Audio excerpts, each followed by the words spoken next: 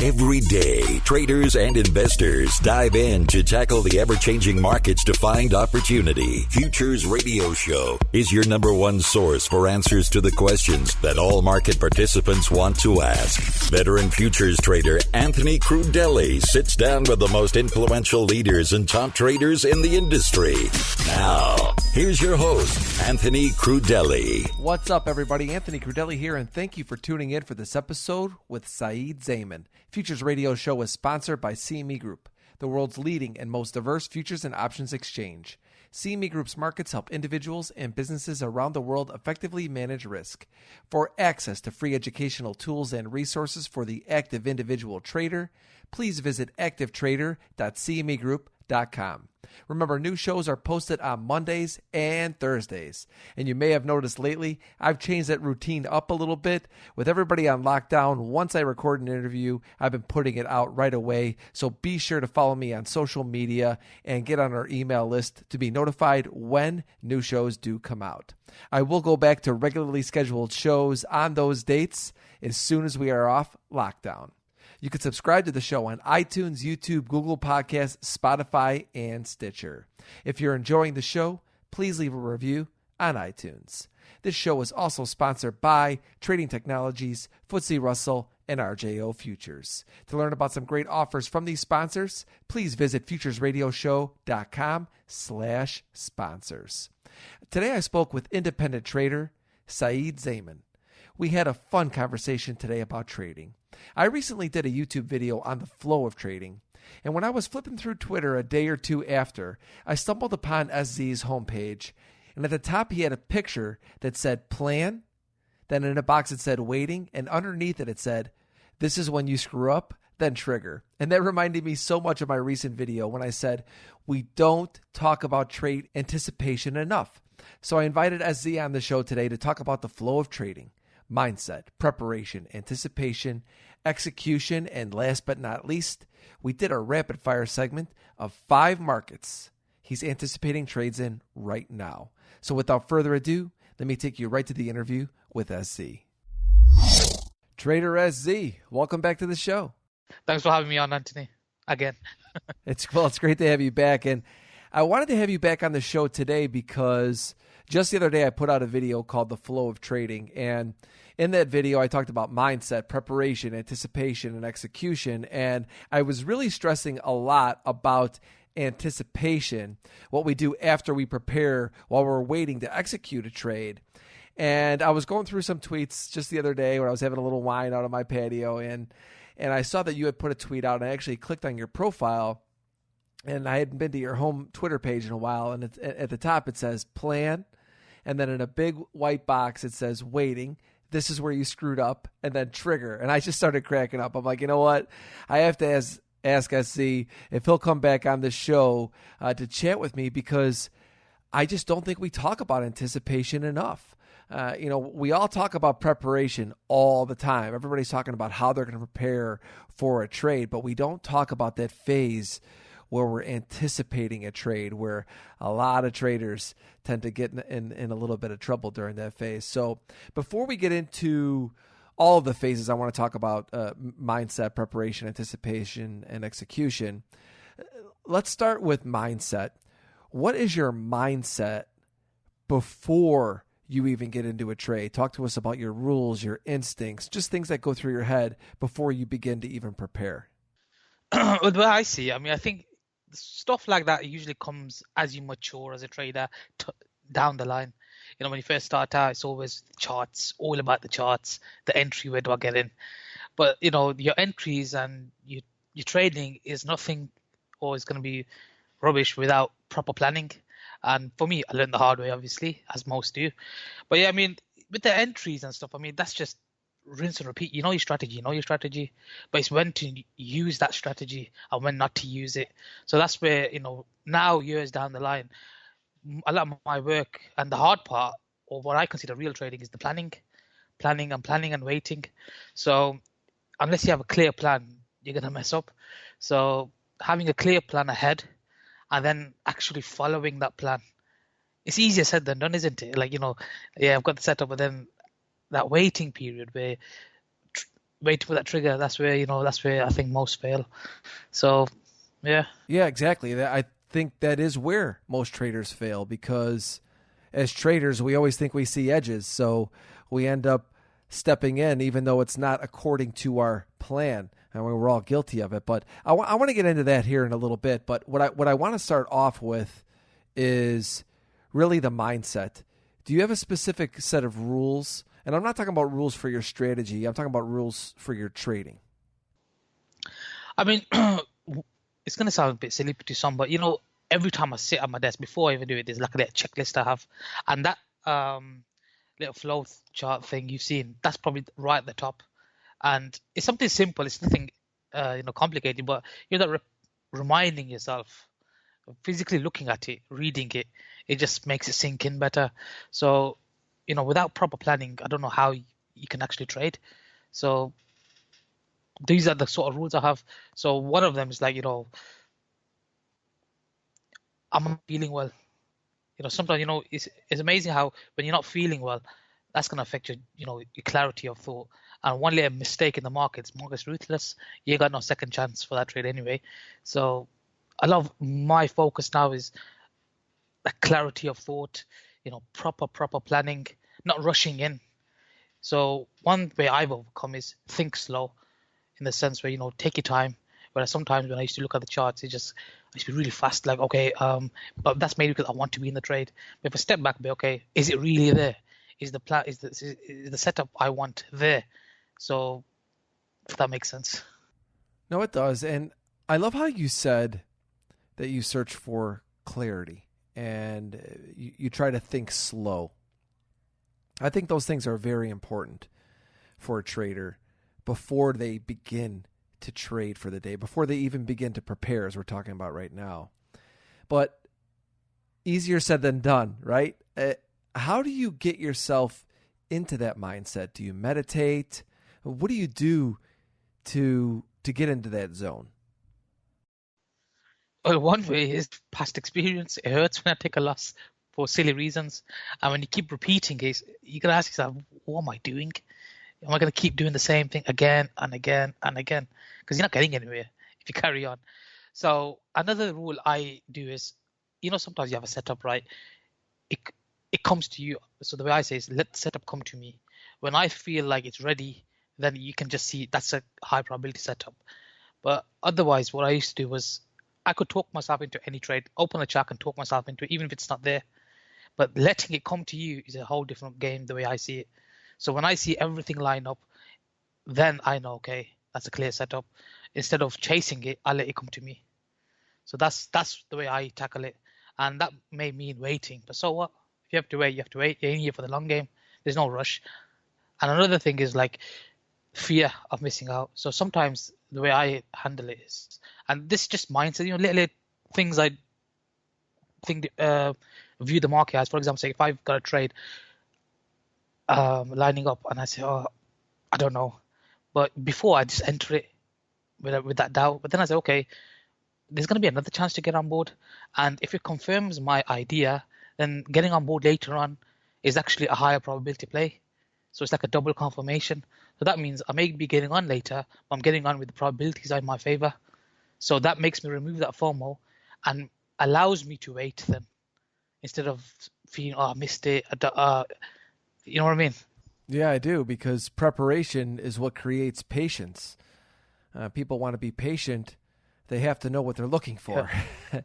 So speaking of preparation, I'm not sure I know anyone that prepares as much as you. I follow you on your Twitter stream and on your private stream, and I know all traders work hard. We all prepare a lot. And yeah. Let's face it, this is if you want to be successful, you have to do a lot of preparation in this business. But you really do a lot of prep for yourself and for other traders. Give us a day of what preparation looks like for you. So the way I see, a lot of the charts I post, they don't even trigger, but that's fine. So the way I do is it's like a piece to the jigsaw.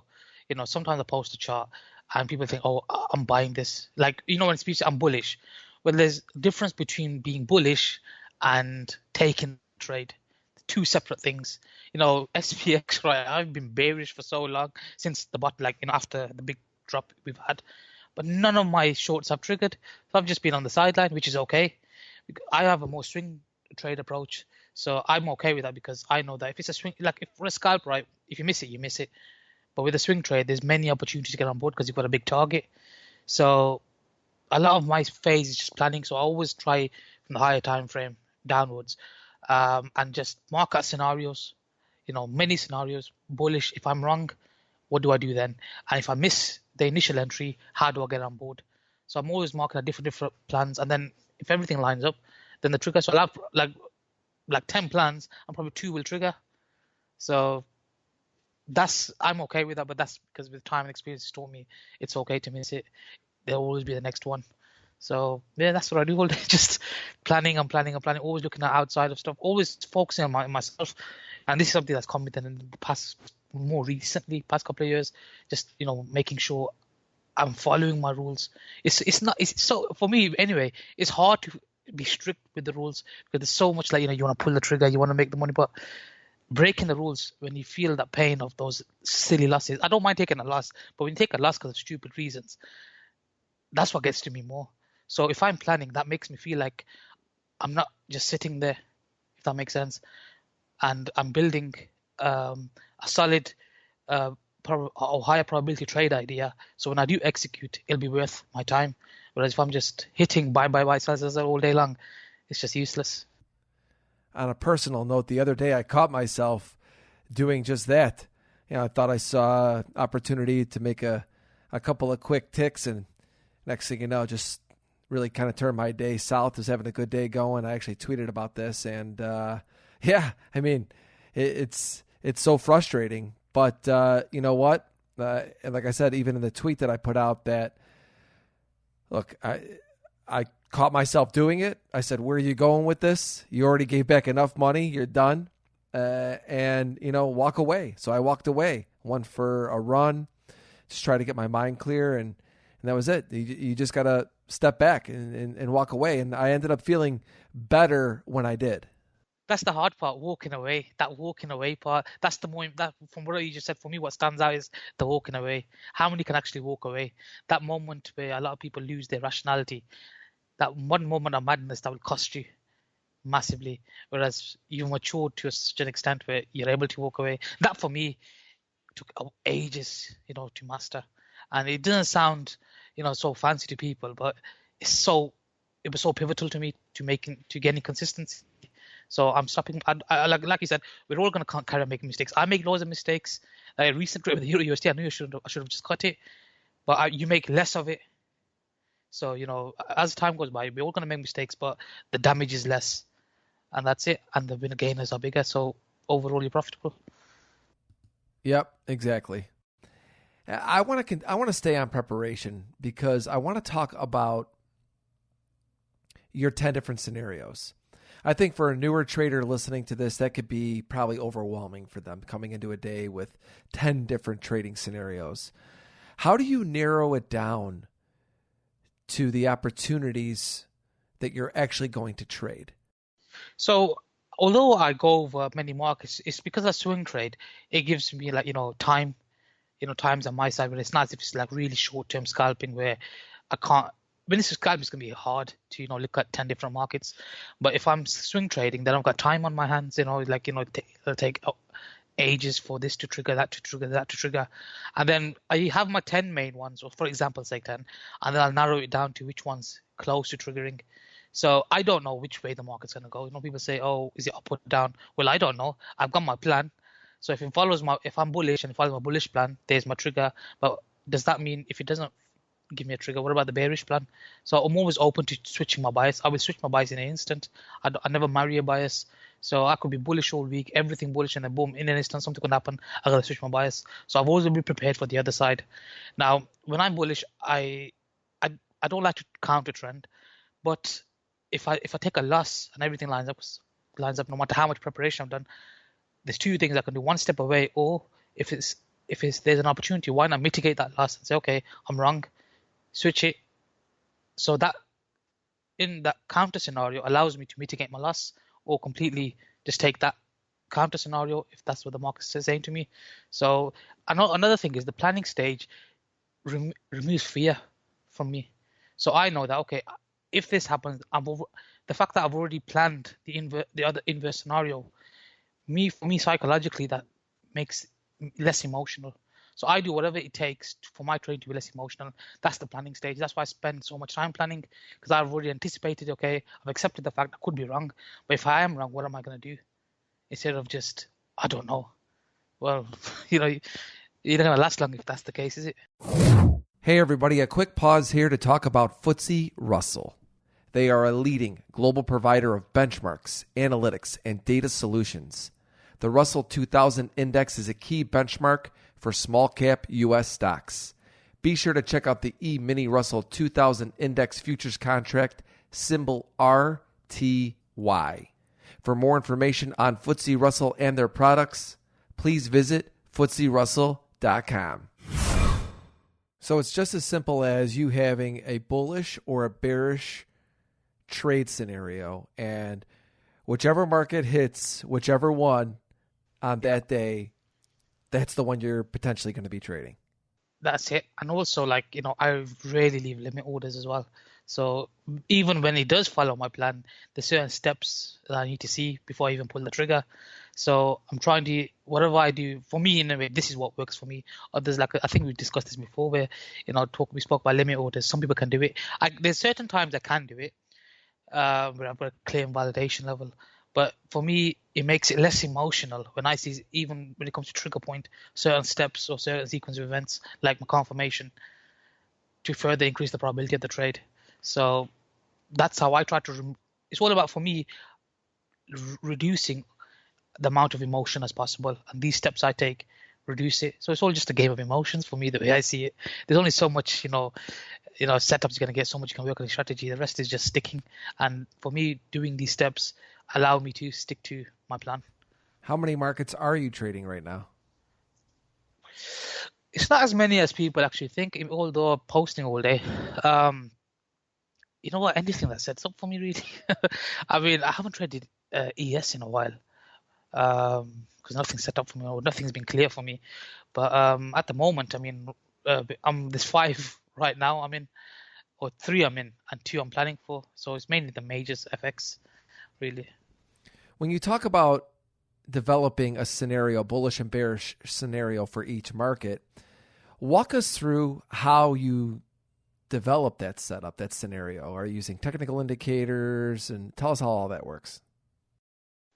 I don't use the indicators in the sense of indicators like RSI or anything. It's mainly, I always love using the higher time frames, because that's for swing trading. So when I see yearly, okay, not as, it moves slow, but especially the quarterly, monthly, and weekly, that's my main focus.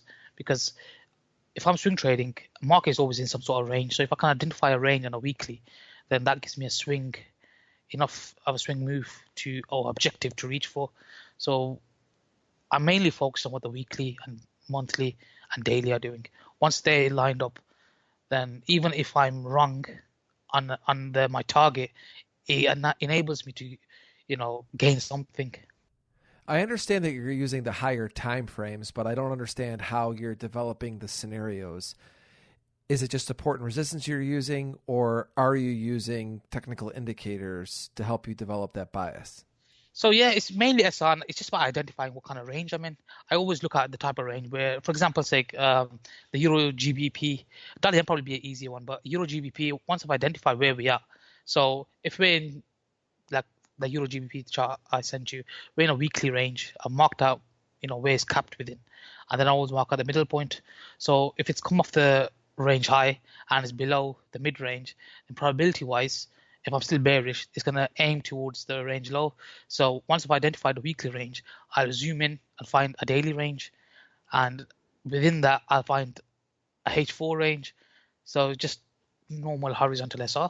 That's it. If one breaks, then I'm aiming for the next level. If one that breaks, it's quite simple, really. It's not as complicated, but just sticking to it is the hard part.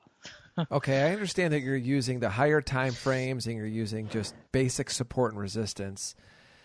Yeah. So my next question Yeah, is, basis are resistance. you just trading off of those support and resistance levels, or are you trading breakouts? How does that work? Um, Both really, a bit of both. If I'm unsure, then I always wait for that breakout because once we break out our one range, we're going to go to expansion phase and go to another range. So it depends on where I'm in. So in this environment, it's still our trending market. So I prefer the breakout plays, me personally. But when it's range bound, it's just as soon as it comes to support, if I see what I want to see, play back into the range high, back and forward, up and down. So it's about identifying what kind of profile we're in as well. Let's move on and talk about the anticipation phase, because this was the part in my video where I said we don't talk about anticipation enough. And then when I went and saw what you had at the top of your Twitter homepage, I really wanted to talk with you about today. And we understand your mindset. We understand your preparation, how your trades are setting up. Now, what's your mindset like when you're anticipating the trades now? We talked about this is the phase where a lot of traders get in trouble because they're waiting for their trades. What's your mindset like when you're waiting for trades? I think I've just become emotionless in that sense where, that planning stage we just spoke about, fighting that urge to go for the trigger. Like a lot of the time, like cable, for example, right? There's so many times I wanted to enter early, but it's that waiting period that and past experience where I know I've messed up if I take it early. So it's just, I know what I need to see. So that waiting period where if this has happened, if it happens, then I can enter. If it doesn't happen, then I won't. So it's just waiting, really. I mean, I block out everything else until it does what I need to do. So, for example's sake, it comes to a point where I sent you the cable chart. It's only triggered now, okay? Now, I'm thinking to myself, what if I missed out on about 30, 40 pips for that trigger? Why can't I get them before? So the way I overcome it is, okay, if I do want to enter a bit earlier, then what do? I reduce my risk because the trade is still valid, but the probability is not high enough. I'm always looking at what do I need to see to increase the probability. Always, it's all about probability for me. So if the setup is valid but the lower probable, then I'll take a smaller risk. So that helps me emotionally, makes it easier for me. And then as it confirms the plan, the probability is higher, then I can up my risk. So it's just, that's it really. Are you working limit orders at these areas to get in, or are you waiting for the areas to test and then you get in? Wait there, test, and then get in. Yeah, I don't really work the order, just scale in small. And then as soon as it confirms, then I'll go in full size or load the rest on. As many people know that listen to this show or follow me on social media, I always talk about waiting for the reactions. That's one of the most important aspects of executing a strategy for me, is waiting to see if the market respects my area, and then I get in. Especially in these conditions, I'm almost never working in order to get in at any area unless I have so many confirmations there that I would just want to put on, even at that point, just a feeler, a tester to see how the market reacts when it gets filled, because I want to see all areas get tested before I get in. So I have a scenario for you. What do you do in a situation where this happened to me recently? It's happened to me quite often recently, actually, where you wait for an area to test and it hits your area and then just explodes off of it, right? You had no way of getting in. It just hit it and just got the exact response you wanted. And now you're sitting there going, now what? How do you execute that trade? So the way I tackle that is I work backwards. I work out where am I wrong on the idea. So for me, when that kind of situation, I don't care about my precision entry at that point. As long as I know where I'm wrong, a lot of the times you'll see me enter, it's in the middle of nowhere. But that's based on I know where I'm wrong completely. So no matter what happens, that is where I'm wrong. That's my validation. Now, have I got enough room for a decent, at least 1-to-1 risk reward? If I do, then that removes that formula. Like, okay, that's fine then. At least I'll get something rather than nothing. So if any market, most of the time, the first thing I'm focusing on is where am I wrong? That removes, like, a lot of people focus on, I need that entry. Obviously, if you're a scalper, that's different. But if it's swing trading, it doesn't really matter. Well, for me anyway. So, like, there's a CAD yen trade I took. and I missed a lot of it, but it was still had my target hadn't been reached, and I had a clean validation level, so I just entered it, and eventually hit my target. So it sort of removes, waiting for that entry, because a lot of the time we wait for a specific retest, or it has to give me that pullback. Well, if it's in this kind of environment, it's not always going to give you the pullback. So for me, what makes it easy is as soon as I can identify an validation level, then I got to come to a decision where, okay, what's the probability of a pullback? And if it's a really fast moving market, then I'm okay with entering at market, as long as decent risk to reward. I don't know where I'm wrong. So as long as it hasn't hit my validation level, then that's okay. Second trade first, folks. How many times have I said it on this show, on social media? Know what you're getting out before you're getting in. Where you're wrong is the most important part of any trade. I love the way you put that, SZ. I have another scenario for you. Let's say that the market gets to an area that you liked and it blows right through it, but it doesn't hit your stop price, and the market comes back up or down, and it gets back above or below the area that you originally were interested in getting in. How do you execute that trade? See, what's funny, right? You mentioned that because Cable did that today to me. I was long Cable and I had to cut it early. Okay. Now I posted a chart, so when you post it, you'll see it. Where I've got my arrow on that chart on Cable, you'll say, hang on a minute, this guy's posted it like 80 pips up. So that, I wouldn't look at that just for entry. I'd look at that as where the arrow is. That would confirm my invalidation to me. So when the market was dropping, I didn't know where I was going to be wrong. And I didn't know if the trade's going to work. But the fact that where I've got my arrow on the Cable chart says to me, forget the entry, it's confirmed my invalidation level. So as soon as it confirmed it, I just entered that market, because now I know where I'm wrong. Now it's followed my plan, whereas earlier I didn't know, because you went down a lot deeper than I expected. So then I think, okay. But then obviously market's not always going to follow your plan perfectly. Sometimes it's going to do that. So it was a bit of a deeper than I expected. But as soon as it did that, then I knew where I was wrong. So I'll wait. So if it goes a bit deeper and keeps smash the level I wanted, then I'll just leave it. And then I'll see what it does. And if it does go back and the plan is still valid later on. So for that example, the Cable's a perfect example of that. The arrow tells me that I've got a clear validation now. I know exactly where I'm wrong. Now it's just a matter of fact, do I enter a market or do I wait for the pullback? In this case, I've just entered a market because it's a high probability trade for me. And then even with that, if I want to add more size to it, well, each time I get a new validation level and my target hasn't been reached yet, I can always add on later on. The more invalidations, the newer invalidation levels I get. So that removes my feeling, if I have that at the time, I haven't got enough size on. Well, you can overcome it. Just wait for it to give you a new validation. But the main thing is I'm in something rather than just bitching about the perfect entry. I think we're touching on such an important point here. And I want to go back to your preparation, because looking at all of the charts you put out, I would bet almost anything that a vast majority of the traders that look at your charts, at your preparation, are only looking at the entries and the exits, with the profit areas. They're probably not as focused on the stop prices. They're probably aware of them, but they're more focused on the entry. And in reality, after speaking with you today, very similar to me, same actually, the most important aspect of your preparation is where your trades are not validated, where the stop prices are, because those are far more important than the entries, and you're actually getting in more based upon the stop price than you are the entries you're putting out there. Yeah, that's exactly how I do, and that took me ages to realize, because I can understand how people feel, because I was like that in the sense where the entry, but why worry about that? Because, when I see people, I'm going to buy at the 1.3 level because it's a psychological level, well, I'm going to test the position. I never understood that. It didn't sit right with me. I'm not saying it doesn't work, of course, it works for people, but for me, it didn't. So why not just wait, let it confirm your idea by giving you an invalidation level. And then when you got that, then you can enter anywhere then, doesn't it? Because the probabilities are in your favor. Whereas if you're just guessing and I'll scale in here, well, it could just keep going. Do you know what I mean? So if we were buying the ES while the crash was happening, well, this is what happened. Hey, everybody, I want to take a quick pause and talk about RJO Futures.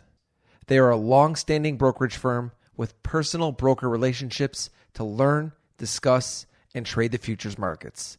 To learn more about RJO Futures, please visit rjofutures.com. Okay, last scenario for you. I know how you like to look at the longer term charts, and that's what gives you your bullish or bearish bias.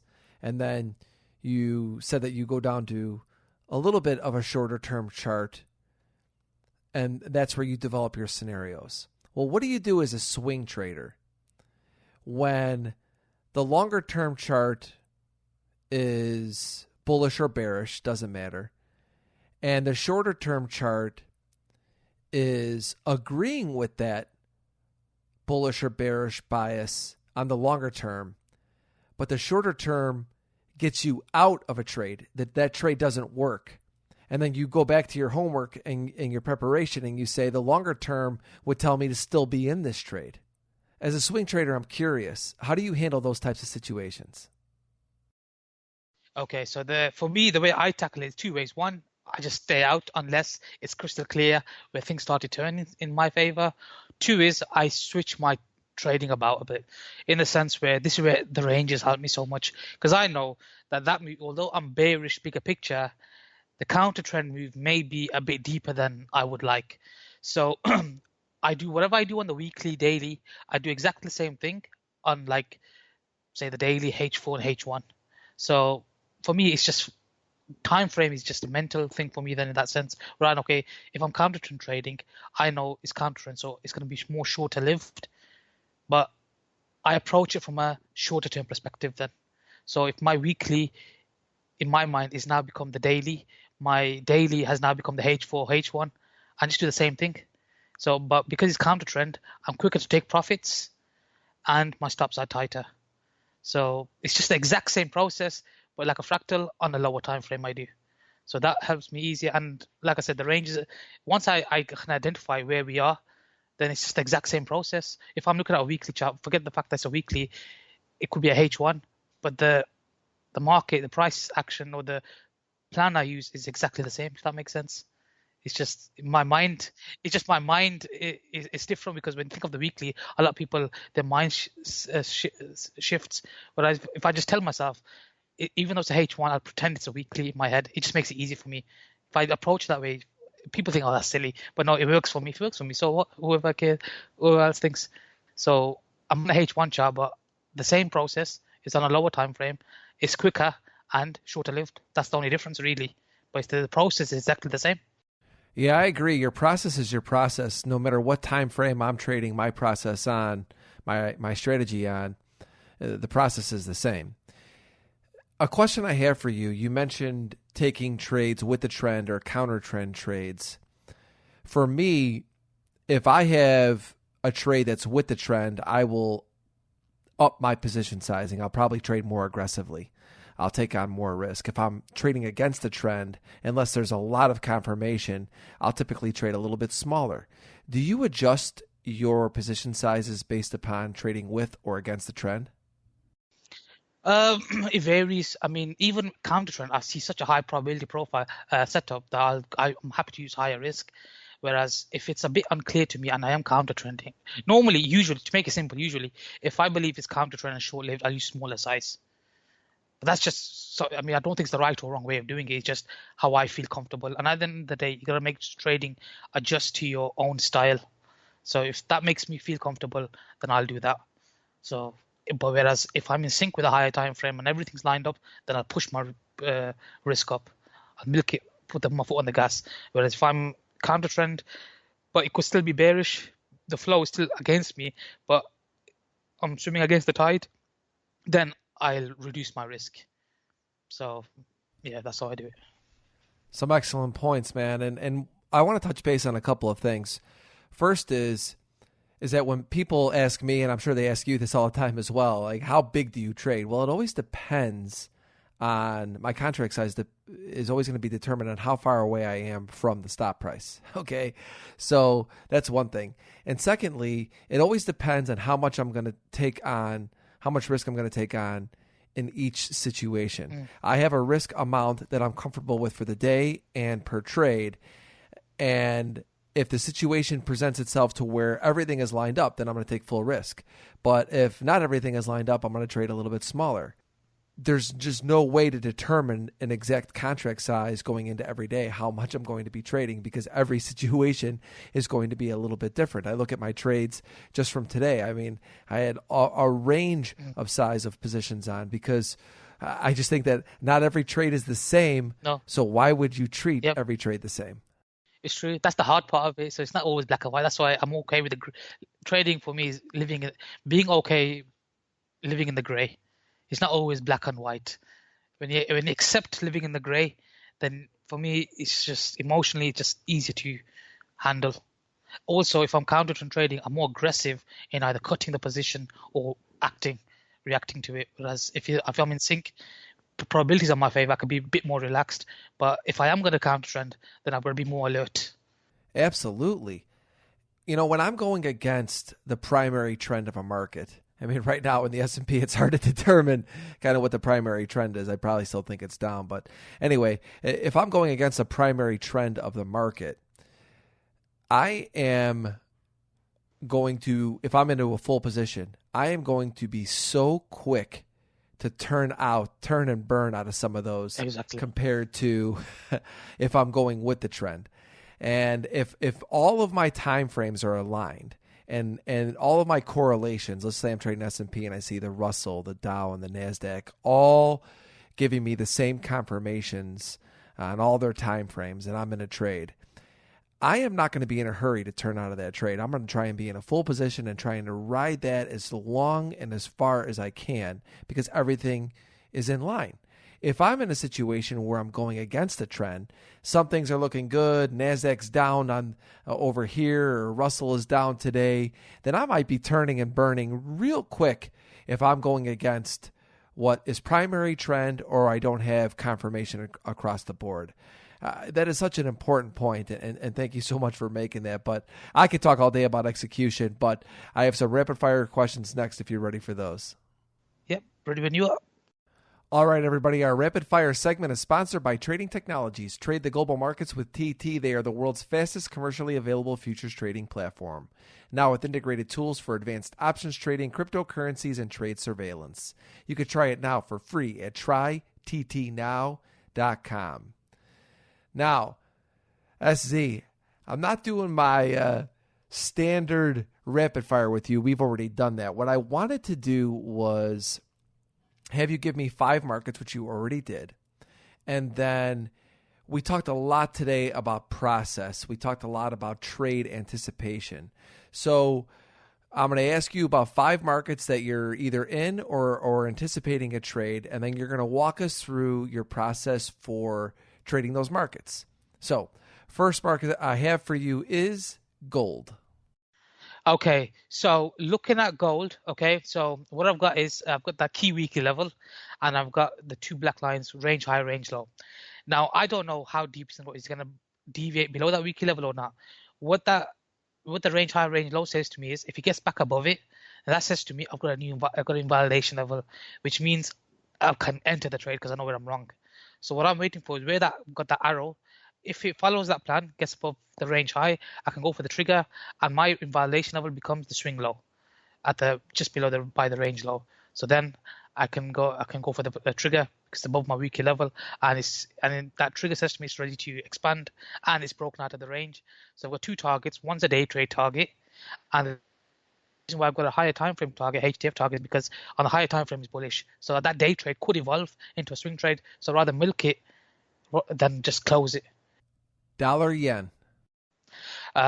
So if I get my dollar yen out, so dollar yen, dollar yen has been a market where it's been tricky for me. I haven't really traded much, but what I know is it's been now below my key weekly level, which is the 108.12, that thick green line.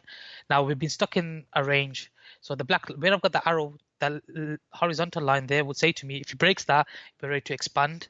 And I'm bearish the dollar index, so and the equities. So if it breaks, that means we're ready to break out the range. So once it's broken out, I'm trying to get in with momentum, rather than just keep playing the chop up and down. That breakdown would say to me, okay, we should be ready now. It's had multiple touches, so I've got a target Monday, an old Monday's low, target 1. If it breaks that, then the target 2 is with the red line. That's it. Euro Aussie. So with the Euro Aussie, that's more of a macro play in the sense where in the quarterly is lining up. So as you can see, it's come to we've touched the weekly level to the left, and then it's come down to a key daily level. Now, what I need to see is this a low or not? So where I've got the 2 green lines, the consolidation that led to the drop into the that black level, where I've got the X. If it breaks back above that, that's my breaking structure, which says to me that's my bullish confirmation. If I get a daily close above that, that would say to me we're at invalidation level X. So the way I approach that would be I'm happy to enter on a daily close. As soon as it closes bullish on the daily, that says to me the low, probability-wise the low should be in. And then I'll go for the trigger. And because it's based off a quarterly chart, I've got target 1, which is a couple of hundred points.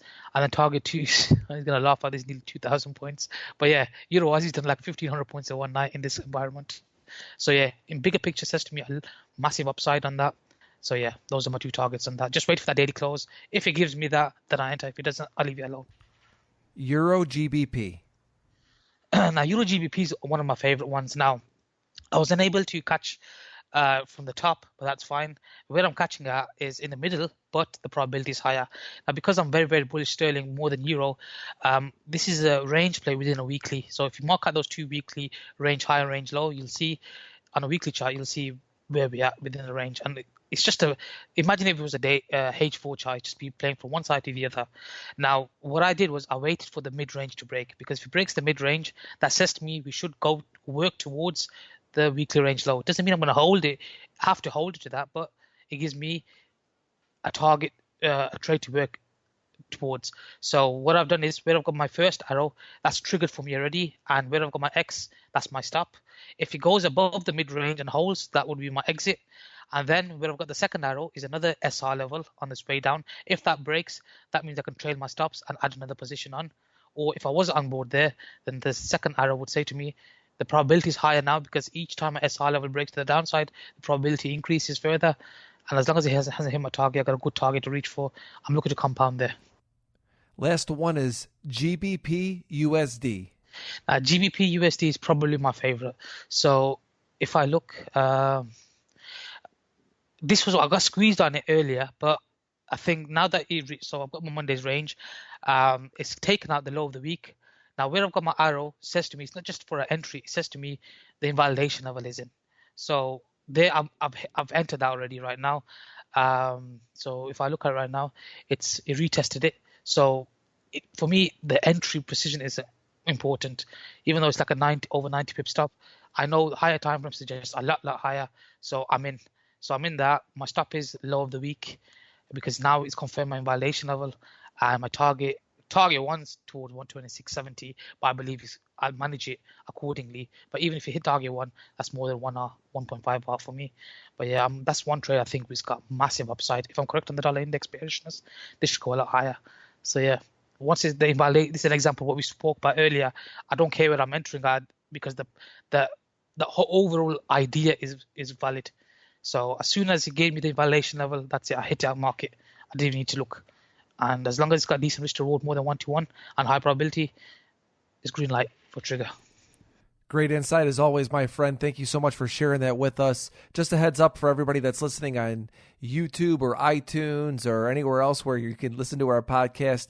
All of those charts will be posted on futuresradioshow.com, where SZ's post is listed, so be sure to check that out. SC, where can people follow you on Twitter, and give us a website to check out? My handle is @trader1az, and my website is traderz.com. What can I say, SC? It's always a blast having you on the show, chatting with you. And you know what? I just got to thinking, I didn't even mention coronavirus today. We didn't even talk about it. It's got to be the first show I've done in a month without talking about coronavirus. How are things going for you? Yeah, I'm on lockdown. I'm actually high risk as well, so I'm double isolating. So yeah, it's still locked down in the UK. So getting cabin fever now. So when is it going to be over? I know, right? I mean, I'm on lockdown myself, and I'm lucky that I'm in Florida. The weather's good, but I'm itching to get out and see some people, man. But you know, don't you think about how lucky we are as traders? This is our lifestyle anyway, but still, it's just, imagine we weren't traders. sitting at home. No, like a normal job. Oh, I know. I've been busy all day, nonstop. Yeah. Yeah, I've been even busier than normal. How about it, right? I mean, from trading to podcasting, I've been going nonstop. So, hey, like you said, man, we are fortunate to be in this position to be able to trade from home with all the action we've been getting in the markets. I just want to wish you well, wish everybody listening well, all the best with you and your trading, and take care and be healthy and safe during this time, my friend. And thank you again so much for joining me today on Futures Radio Show. You too. Thank you for having me on, Anthony. Thank you for listening to Futures Radio Show. If you enjoyed the show, please leave a review on iTunes. You can listen to all of our episodes on futuresradioshow.com, iTunes, YouTube, Google Podcasts, Spotify, and Stitcher.